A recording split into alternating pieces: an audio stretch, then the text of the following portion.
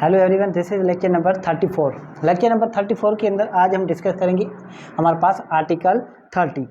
कानूनी शहादत के अंदर ये आर्टिकल 13 है और इंडियन एविडेंस एक्ट के अंदर ये हमारे पास सेक्शन 17 है। ठीक है, इंडियन एविडेंस एक्ट के अंदर सेक्शन 17 और कानूनी शहादत के अंदर आर्टिकल है 30। एडमिशन डिफाइंड, आपको पता होना चाहिए कि ये हम जो लेक्चर सीरीज़ हमारी चल रही है, ये चल रही है सिर्फ बेयर रीडिंग। तो इसके अंदर हम इनके जो फैक्ट्स हैं, इनकी जो हमारे पास जनरल बातें हैं उन पर नहीं जाएंगे, हम सिर्फ बेयर रीडिंग करेंगे। अगर इनके बारे में आपको एडमिशन नहीं पता कि एडमिशन क्या होती है, तो फिर वो मैं अलग से एक लेक्चर सीरीज़ बना रहा हूँ जिनके अंदर सब सवाल आ जाते हैं कि एडमिशन क्या है, कन्फेशन क्या है, उनके इंग्रेडिएंट्स क्या होती है, उनकी कितनी इंपॉर्टेंस होती है, उन पर केस लॉज, सब कुछ वो मैं अलग से बना रहा हूँ। ये सिर्फ बेयर रीडिंग है। जो बेयर रीडिंग पढ़ना चाहते हैं वो ये लेक्चर सीरीज देखें। ठीक है, आइए देख लेते हैं हम एडमिशन। हमारे पास आर्टिकल 30 बात क्या करता है कि एडमिशन डिफाइन, एडमिशन को डिफाइन किया गया है। एडमिशन दरअसल है क्या? एडमिशन क्या है? एडमिशन एक स्टेटमेंट है। Admission is an statement which is documentary और ओरल। इस हमारे पास एडमिशन एक बयान है, फिर चाहे वो दस्तावेज़त की सूरत में हो या फिर वो ज़बानी कहें आप। अरे बस मुझे दोनों सूरतों में आप जो है एडमिशन कर सकते हैं। आइए इसकी बेयर निकल। An admission is a statement, आ गई बात कि एडमिशन जो है एक स्टेटमेंट है, ओरल और डॉक्यूमेंट्री, फिर चाहे ओरल हो या फिर डॉक्यूमेंट्री हो, इन दो सूरतों में ही हो सकती है। एडमिशन ओरल कहें आप, फॉर एग्जांपल आपको किसी से बात करनी है तो फिर आप किस तरीके से बात करोगे? या तो आप जाके दो बदू बात करेंगे रूबरू, ठीक है, कैसे, जैसा कि आप कैसे हैं, क्या हाल है आपके, क्या कर रहे हैं, इस तरह। और दूसरा क्या वे है? दूसरा यही कि आप लिखकर उनको दे दें, फॉर एग्जाम्पल कोई खत दे दें आप। यही दो तरीके हैं, और कोई तरीका है नहीं है। आइए देख लेते हैं आगे। Which suggest any inference is to any fact in issue और रेलिवेंट फैक्ट, जो कि सजेस्ट करे नतीजा, इन्फरेंस किसका? किसी फैक्ट इन इशू या फिर रेलिवेंट फैक्ट को उनके हमारे पास रेफरेंस को सजेस्ट करे, उनसे नतीजा निकल सके। And which is made by any of the persons, और वो कोई भी एडमिशन कर सकता है। And under the circumstances here in after mentioned, और उन हालतों में जो कि बाद में बताए गए हैं। अब बाद में यहाँ पर लफ्ज़ जो इस्तेमाल हुए हैं here and after mention, here and after mention means इस आर्टिकल को छोड़ के, मतलब ये जो आर्टिकल है हमारे पास 30, ठीक है, 30 आर्टिकल के अलावा 31, 32, 33, ठीक है, 34 आर्टिकल, इस तरह जो भी नीचे आर्टिकल दिए गए हैं, इसके बाद उस आर्टिकल में जो भी शख्स बताए गए हैं वो शख्स एडमिशन कर सकते हैं। एक्सप्लेनेशन यहाँ पर दी गई है। Statement generated by automated information system may be attributed to the person exercising power और control over the said information system. अब जो हमारे पास इंफॉर्मेशन टेक्नोलॉजी है, फॉर एग्जाम्पल कोई सीसीटीवी कैमराज है, सीसीटीवी कैमरा की एविडेंस कौन पेश करवा सकता है? वही शख्स पेश करवा सकता है जिसके कंट्रोल में वो सीसीटीवी कैमरा की रिकॉर्डिंग मौजूद है, जो सिस्टम ऑपरेट करता है। फॉर एग्जांपल कोई कंपनी है, ये कंपनी है बहुत बड़ी, यहाँ पर सीसीटीवी कैमरा लगे हुए हैं और एक सीसीटीवी कैमरा रूम बना हुआ है कंट्रोल, यहाँ पर जो शख्स बैठा, फॉर एग्जांपल उसका नाम है एक्स। अब सीसीटीवी कैमरा के रिलेटेड कोई भी एविडेंस कोर्ट में पेश होती है और उनसे कोई भी एडमिशन करवानी है, तो ये जो शख्स है ना, जो पूरे सिस्टम को कंट्रोल कर रहा है एक रूम में बैठा हुआ, ठीक है, इस शख्स की जो एविडेंस है ना वो रेलिवेंट कहलाएगी। यहाँ तक बात क्लियर है? वो एट्रीब्यूट होगी उस शख्स के, हमारे पास उस शख्स को एट्रीब्यूट की जाएगी उसकी एविडेंस। यहाँ तक बात क्लियर है? बिल्कुल आसान है, ठीक है। अब एविडेंस, एडमिशन और कन्फेशन में क्या डिफरेंस है वो मैं पहले में आपको बता चुका हूँ कि एडमिशन और कन्फेशन में जो भी डिफरेंस है वो मैं अलग लेक्चर सीरीज बना रहा हूँ। यहाँ पर सिर्फ बेयर रीडिंग है, तो फिर आप इन पर सिर्फ यहाँ तक ध्यान दें। एडमिशन सिर्फ सिविल केसेस में हो सकती है, एडमिशन कभी भी फेवर में नहीं हो सकती। एडमिशन फेवर में हो सकती है मगर उनके कुछ ग्राउंड्स है, वो मैं आगे जाकर आपको हमारे पास आर्टिकल 34 के अंदर जो भी ग्राउंड्स हैं उसमें एडमिशन फेवर में भी कर सकते हैं, मगर एडमिशन जो है वो किसी के क्लेम को एडमिट करना, मतलब हम जो एडमिट कर रहा है उसके अगेंस्ट में होनी चाहिए। आ रही बात समझ में। और एडमिशन कभी भी हमारे पास लॉ के पॉइंट्स पर नहीं होनी चाहिए। लॉ तो लॉ है, ठीक है, लॉ को एडमिट किसने करना है, लॉ है, ठीक है। एडमिट सिर्फ फैक्ट्स को करना होता है, जो फैक्ट्स होते हैं ना केस के। फॉर एग्जांपल ए ने बी पर केस किया कि बी ने मुझसे एग्रीमेंट किया था और मुझसे 5 लाख रुपए लिए थे। कितने लिए थे, 5 लाख रुपए मुझसे एग्रीमेंट किया था कि ये प्लाट मुझे रजिस्टर करके देगा, और ए ने बी पर यह केस किया और बी ने आके कोर्ट में क्या किया, एडमिट कर लिया, मीन्स एडमिशन कर दी कि हाँ मैंने इनसे 5 लाख रुपए लिए थे और मैंने इनसे वादा किया था कि मैं आपको अपना घर रजिस्ट्री करके दूंगा। तो फिर ये क्या हुआ, एडमिशन हो गई। और एडमिशन किसके अगेंस्ट में हो गई, बी के अगेंस्ट में, मीन्स जिसने हमारे पास एडमिशन की है उसके अगेंस्ट में है। यहाँ तक बात क्लियर है। ये हो गया हमारे पास आर्टिकल हमारे पास 30। इन पर कुछ अथॉरिटीज हैं, आप देख लेना। 2 अथॉरिटीज है हमारे पास, AIR 1977, पेज नंबर है हमारे पास सुप्रीम कोर्ट 409। एक और अथॉरिटी है AIR MLD, पेज नंबर है हमारे पास 2667, ठीक है। बिल्कुल आसान है, दोनों अथॉरिटी आप देख लेना कि एडमिशन क्या होते हैं, ठीक है। एडमिशन कौन कर सकता है, एडमिशन क्या होती है, ये सब आपने ध्यान से देखना है इनको। आइए इसके बाद हम चले जाते हैं आर्टिकल 31 पर। कानून शहादत के अंदर आर्टिकल 31 और इंडियन एविडेंस एक्ट के अंदर ये आर्टिकल 18 कहलाएगा, इंडियन एविडेंस एक्ट के अंदर, ठीक है। यही बात क्या करता है, admission by party to proceedings, admission by party to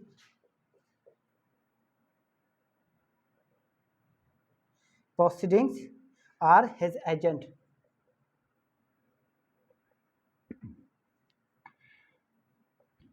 etc आइए देख रहे admission by party to proceedings.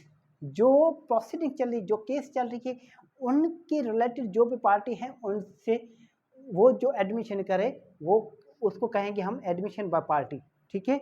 Are head agent, या फिर उनकी जो भी एजेंट्स हैं, स्पेशल अटॉर्नीज हैं, उनके हमारे पास लीगल रिप्रेजेंटेटिव हैं, जो भी हैं वो सब उनके एजेंट ही कहलाएंगे। अब आइए इसकी बेरिंग कर लेते हैं। सब सेक्शन 1 कहता है statement made by a party to the proceedings or by an agent to any such party whom the court regards, जिससे कोर्ट जो है हमारे पास रिगार्ड्स करती है, under the circumstances of the case is expressly और impliedly authorised by him to make them are admissions. अब for example कोई ए ने सूट फाइल किया बी पर, ठीक है, और ए ने किसी चीज़ को असर्ट की, ठीक है, और बी ने एक चीज़ डिनाई की, ठीक है। अब ए बी अपनी कोई पार्टी, अपनी कोई हमारे पास कोई पॉइंट को एडमिट कर सकता। फॉर एग्जांपल बी ने जो बात डिनाई की है उसको हमारे पास बी ने जो बात डिनाई की हो और बी ने जो भी क्लेम किया है काउंटर क्लेम उसको एडमिट कर सकता है, और ए ने जो क्लेम किया है वो बी एडमिट कर सकता है। आगे बात समझिए, ये पार्टी ए ने बी पर सूट फाइल किया और उसके अलावा और इसके जो एजेंट है, फॉर एग्जांपल ए ने स्पेशल अटॉर्नी दे दिया एक्स को और बी ने अटॉर्नी बना दिया वाई को, ठीक है। अब एक्स भी हमारे पास क्या कर सकता है, एडमिशन कर सकता है और वाई भी एडमिशन कर सकता है। इनको एक्सप्रेसली पावर्स दिए गए हैं, इम्प्लाइडली या फिर एक्सप्रेसली। अब एक्सप्रेसली क्या होते हैं, एक्सप्रेसली मीन्स रिटन और इम्प्लाइडली मीन्स उनको समझा जाए, ठीक है। आगे बात समझिए, जैसा कि कोई हमेशा उनके साथ आ रहा है तो फिर वो ये कह दे कि सर ये हम चीज़ एडमिट कर रहे हैं। आगे बात समझिए, या उनके भाई हों या फिर कोई भी हो। आगे बात समझिए, नंबर 2 पर चलते हैं। Statement made by party to suit suing or sued, ऐसे शख्स की जो हमारे पास स्टेटमेंट जो कि कोई सूट फाइल कर रहा है, फॉर एग्जांपल ए जो सूट फाइल कर रहा है इसको सुइंग पार्टी कहेंगे, और बी पर अगर सूट फाइल किया गया है तो फिर इसको स्यूड पार्टी कहेंगे। आ रही बात समझ में? सुइंग, ठीक है, केस फाइल करने वाली पार्टी, फॉर एग्जांपल ए, ठीक है, और बी पर सूट फाइल हुआ तो बी को क्या कहेंगे? स्यूड। यहाँ तक बात क्लियर है? In a representative character are not admission unless they were made while the party making them held that character। अब जो स्टेटमेंट की गई है, जिस पार्टी को स्यू किया गया, जिस पार्टी ने स्यू किया है और या फिर जिस पार्टी पर स्यू कर दिया गया है, उनकी जो रिप्रेजेंटेटिव हैं, उनकी जो एडमिशन है वो एडमिशन नहीं कहलाएगी जब तक वो कैरेक्टर अपना साबित ना कर जाए, जब तक वो अपनी अथॉरिटी साबित ना कर जाए, या फिर अपनी कैरेक्टर जो है वो जब तक वो हेल्ड ना करते हो। फॉर एग्जांपल, अब जो एडमिशन किसी ने एक्स ने करनी है, अब एक्स कोई कैरेक्टर रखता हो, जैसा कि स्पेशल अटॉर्नी हो, या फिर एक्स जो है इनका हमारे पास वारस हो, या फिर को ऑनर हो, इस तरह कोई भी हो, कोई ना कोई कैरेक्टर तो वो रखता हो। नंबर 3 पर चले जाते हैं। नंबर 3 बात करता है statement made by A and B. आइए देख लेते हैं। ए में क्या कहता है? Person who have any proprietary और पिक्यूनरी इंटरेस्ट। अब स्टेटमेंट वो भी दे सकते हैं, मीन्स एडमिशन वो शख्स भी कर सकता है जिसका प्रोप्राइटरी इंटरेस्ट हो। प्रोप्राइटरी इंटरेस्ट किसको कहते हैं? प्रोप्राइटरी मीन्स मालकाना हकूक कोई किसी किस्म का रखता हो, या फिर पिक्यूनरी मीन्स हमारे पास पैसों के लेन देन कोई हमारे पास इंटरेस्ट हो इसके अंदर। फॉर एग्जाम्पल, ए ने सूट फाइल किया बी सी डी पर, ठीक है, अब सी भी एडमिशन कर सकता है क्योंकि सी की हमारे पास इसमें इंटरेस्ट है। इन्होंने बी सी और डी ने तीनों ने मिलकर कोई बिजनेस चला रहे थे, ठीक है, तो फिर तीनों की यहाँ पर क्या है? इंटरेस्ट है। यहाँ तक बात क्लियर है? In the subject matter of the proceedings and who make the statement in the character of persons who so interested। और बी पर चले जाते हैं। persons from whom the parties to the suit have derived their interest in the subject matter of the suit। या फिर वो शख्स भी स्टेटमेंट दे सकता है जिस शख्स से वो राइट हासिल किया गया हो। फॉर एग्जांपल, ए ने बी पर केस फाइल किया कि ये प्रॉपर्टी आपकी नहीं, ये प्रॉपर्टी मेरी है, मगर जिस प्रॉपर्टी के लिए ए ने बी पर केस फाइल किया है वो प्रॉपर्टी बी ने सी से खरीद की थी। अब मीन्स बी ने सी से ड्राइव की थी। क्या की थी? ड्राइव्ड, मीन्स वो राइट बी ने सी से हासिल किया था। अब सी की किसी भी किस्म की कोई एडमिशन जो है ना, वो क्या कहलाएगी? वो हमारे पास स्टेटमेंट एडमिशन मानी जाएगी। या तो बात की are admissions if they are made during the continuance of the interest of the persons making the statements। अब ये सब की सब जो स्टेटमेंट हैं वो कब मानी जाएंगी रेलिवेंट? जब तक वो सूट की कंटिन्यूसी हो, मीन्स सूट पेंडिंग हो।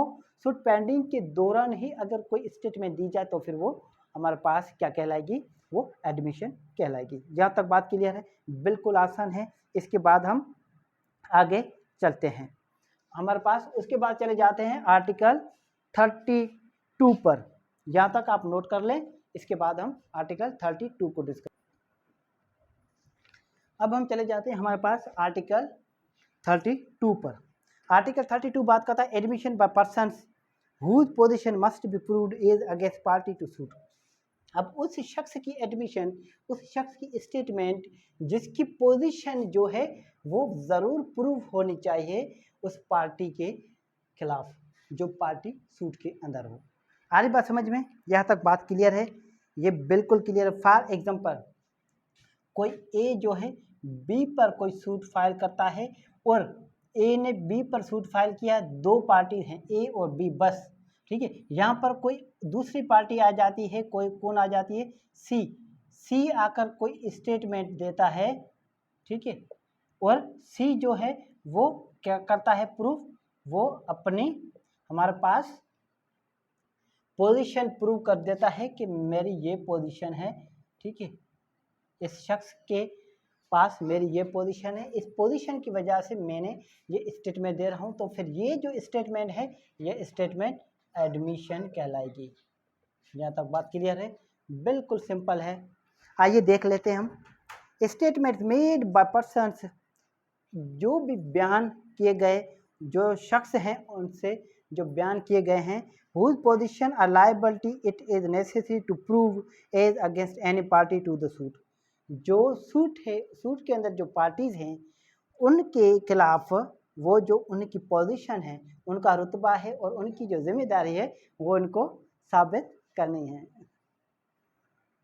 आर एडमिशंस, तो फिर वो एडमिशन कहलाएंगी, ठीक है, और वो ज़रूरी है उनके अगेंस्ट में वो पोजीशन जाहिर करें। If such statements would be relevant as against such persons in relation to such position और liability in a suit brought by or against them and if they are made whilst the person making them occupies such position or is subject to such liability. समझ में आई यहाँ तक बात? यहाँ तक तो आपको बात समझ में आ गई कि जो स्टेटमेंट दे रहा है, जो भी एडमिशन कर रहा है, वो अपनी पोजीशन जाहिर करे, वो ज़रूरी है, वो नेसेसरी है, वो उन पर लायबिलिटी है कि वो अपनी पोजीशन जाहिर करे और अपनी लायबिलिटी भी जाहिर करे। जहाँ तक बात क्लियर है, बिल्कुल सिंपल है। If such statement would be relevant, अगर वो जो स्टेटमेंट है वो रेलिवेंट कहलाती है। As against such person in relation to such position liability in a suit brought by means या तो फिर वो खुद लेकर आया हो और अगेंस्ट देम या फिर उनके अगेंस्ट में हो, ठीक है। And if they are made whilst the person making them occupy such position और is subject to such liability, या तो कोई पोजीशन रखता हो, ठीक है, जैसा कि कोई एजेंट हो या फिर कोई मुलाजिम हो, कोई एम्प्लॉयड ऑफिसर हो, या फिर कोई लायबिलिटी रखता हो कि मैंने प्रॉपर्टी ए बी को बेची, बी पर केस फाइल हो गया, तो फिर मेरी जिम्मेदारी है कि मैं जाके कोर्ट में स्टेटमेंट दूं कि ये प्रॉपर्टी मेरी थी और मैंने बिल्कुल लीगली कानूनी तरीके से बी को फरोख्त की है, ठीक है। यहाँ तक बात क्लियर है। अब इसका इलस्ट्रेशन देख लेते हैं हम। इसका इलस्ट्रेशन जो है हमारे पास के कहता है कि ए ने अंडरटेक्स किया, ए ने जिम्मेदारी कबूल की, क्या? Undertakes to collect rents for B, A जो है ये रेंट कलेक्ट करेगा किसके लिए? बी के लिए। मीन्स ये बी का क्या हो गया? एम्प्लॉय हो गया। ए जो है बी का मुलाजिम हो गया। ए ने कहा, ए ने वादा किया कि मैं बी की जो भी रेंट्स हैं, बी के बहुत सारे घर हैं, जैसा कि ये बी का घर है, ये बी का घर है, ये भी बी का घर है, ये भी बी का घर है, इस तरह बी के 100 घर हैं, ठीक है। ये सब घरों की जो किराया मिलता है हर महीना, ये बी जो है कहता है कि मैं खुद वसूल नहीं कर सकता, मुझे कोई शख्स अपॉइंट करना पड़ेगा। तो फिर बी ने ए को अपॉइंट कर लिया और ए अंडरटेक करता है, ए जो है कसम लेता है इस बात का कि मैं आपके लिए सब शख्सों से आपके ब्याह पर किराया वसूल करूंगा, ठीक है। यहाँ तक बात क्लियर है। अब बी क्या करता है? बी केस फाइल करता है किस पर? बी स्यू ए। बी क्या कर देता है? ए पर केस दाखिल कर देता है। क्यों करता है? ठीक है, आइए देख लेते हैं। Not collecting rent from due from C to B, के बी ने हमारे पास ए ने सी से पैसे वसूल नहीं किए थे, रेंट कलेक्ट नहीं किया था। हमारे पास सी की तरफ जो पैसे थे वो बी ने कहा वो मेरे तक आए नहीं, वो मुझ तक नहीं मिले, मुझ तक नहीं पहुंचे वो पैसे। ए ने मतलब ए ने बीच में खुर्द बुर्द कर दिया, बी ने करप्शन कर दी, हमारे पास ए ने। यहाँ तक बात क्लियर है। अब ए क्या करता है? अगर इस बात से ए डिनाई कर दे कि सी ने जो बी को जो पैसे देने हैं, इस बात से ए इनकार करे, ठीक। A deny that rent was due from C to B, अगर इस बात से ये इनकार कर ले कि हमारे पास सी को बी को जो हमारे पास ड्यू जो रेंट देनी है उससे इनकार कर ले। अब यहाँ पर स्टेटमेंट है, a statement by C that he owed B rent is an admission. अब सी जो है कोर्ट में आकर बयान दे देता है, स्टेटमेंट देता है कि मुझे तो रेंट बी को देनी है, बी की रेंट है मेरे तरफ, आधी बात समझे, बी की रेंट है मेरे तरफ, मुझसे तो बी की रेंट किसी ने वसूल नहीं की, मुझे तो बी को रेंट देनी है, आधी बात समझ में। And is relevant fact as against A if A denies that C did owe rent to B. अब यहाँ पर जो सी की जो स्टेटमेंट है, जो एडमिशन है, वो किसके अगेंस्ट में हो गई? ए के अगेंस्ट में हो गई, क्योंकि ए के जहन में ये था कि मैं जो सी से रेंट लेकर अपने पास रख लूँगा, यही इरादा होगा। आ रही बात समझ में? And is a relevant fact as against A, तो फिर वो रेलिवेंट फैक्ट बन जाएगा ए के खिलाफ। इफ ए डिनाइज, अगर ए इस बात से इनकार करे कि C did owe rent to B, कि सी ने बी को जो रेंट देना है, इस बात से ए इनकार करता है। तो फिर जहाँ तक बात क्लियर है? अगर यहाँ तक बात क्लियर है तो फिर इसके बाद हम आगे डिस्कस करते हैं। आइए आप इनको नोट कर लें, इनके बाद हम आगे चलते हैं। इसके बाद हम 33 जो है आर्टिकल, वो हम देख लेते हैं। 33 के बाद आगे डिस्कशन करेंगे। 32 आप देख लें। 32 के अंदर अगर किसी भी किस्म का कोई सवाल हो, आप मुझे कमेंट्स करके बताएं, मैं उन पर जवाब दूंगा। ये आप नोट कर लें। इसके अंदर भी और 33 डिस्कस कर लेते हैं। अब हम देख लेते हैं हमारे पास आर्टिकल 33, आर्टिकल 32 नहीं 33 और इंडियन एविडेंस एक्ट के अंदर ये सेक्शन हमारे पास कौन सा बन जाएगा? ये सेक्शन हमारे पास बन जाएगा 20 सेक्शन इंडियन एविडेंस एक्ट के अंदर। ठीक है, आर्टिकल 33 बात करता है admission by person expressly referred to by party to suit. अब उस शख्स की एडमिशन, उस शख्स की स्टेटमेंट जिसको लिखत में, जिसको एक्सप्रेसली बताया गया है कि उस शख्स की जो है हमारे पास admission by person expressly referred to by party to suit. ठीक है, जो पार्टी ने रेफर किया है एक्सप्रेसली रिटन में, लिखत में, कि वो जो शख्स बयान देगा उसका बयान जो है वो काबिल कबूल रहेगा। आइए देख लेते हैं। Statements made by person to whom a party to the suit has expressly referred for information in reference to matter in dispute or admission। दो पार्टीज हैं, ठीक है, दो पार्टीज के दरमियान जो स्टेटमेंट है, ठीक है, मेड बाय पर्सन, जिस शख्स ने जो स्टेटमेंट दी है, to whom a party to the suit has expressly referred. For example, A ने बी पर सूट फाइल किया, ठीक है, आ रही बात समझ? ए ने बी पर सूट फाइल किया। इसके अंदर हमारे पास बी जो है वो जवाब दावा दाखिल करता है, WS देता है, और उसके अंदर एक्सप्रेसली बताता है कि इसमें जो स्टेटमेंट है सी की, ठीक है, वो ली जाए। ठीक है, जो सी की जो स्टेटमेंट ली जाए, और सी की स्टेटमेंट हमारे पास एडमिशन कहलाएगी। यहाँ तक बात क्लियर है? आइए देख लेते हैं हम। इसके अंदर इलस्ट्रेशन है, वो देख लेते हैं।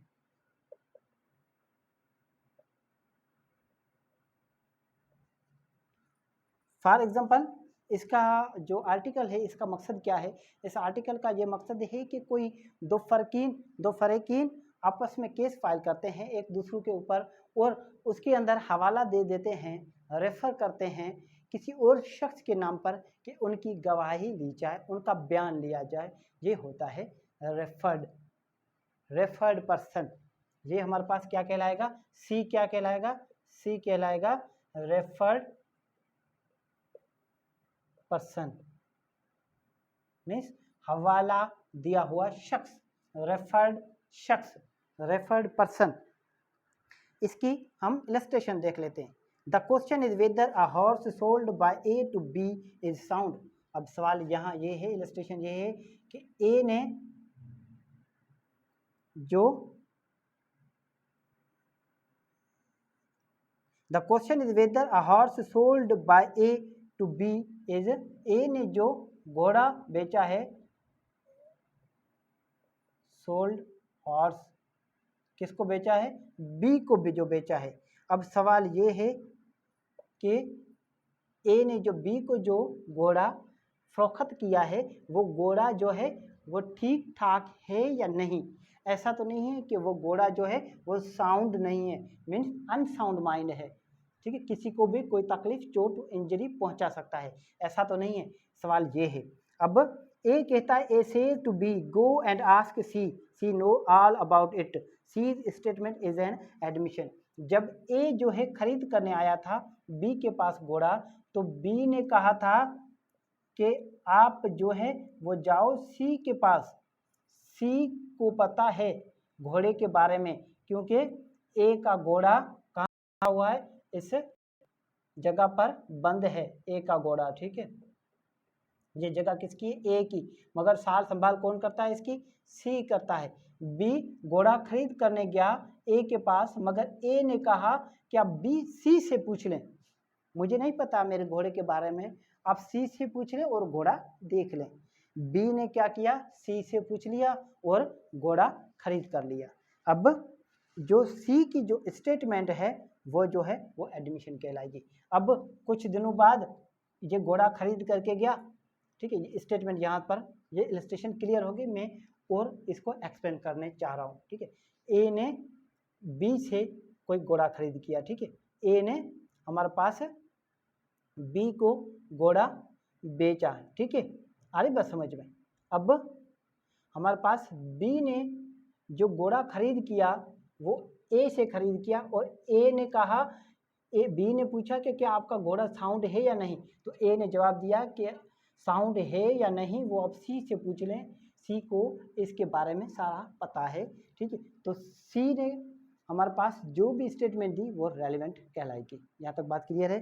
अब कुछ दिनों बाद हमारे पास बी ने जो घोड़ा खरीद किया है वो घोड़ा जो है वो अनसाउंड मार निकला, तो बी जो है सूट फाइल करता है किस पर, ए पर, कि आपने जो घोड़ा बेचा है वो अनसाउंड है, ठीक है। तो फिर ए जो है हमारे पास WS में देगा कि मैंने आपको एक्सप्रेसली बताया था कि आप सी से पूछ लें, ठीक है। अब यहाँ पर इसके अंदर ए जो है रेफर करेगा किसको, सी को। अब सी जो है वो रेफर्ड पर्सन होगा, इस सूट के अंदर रेफर पर्सन होगा, और सी की जो स्टेटमेंट है वो एडमिशन कहलाएगी। यहाँ तक बात क्लियर है, बिल्कुल। Thank you so much.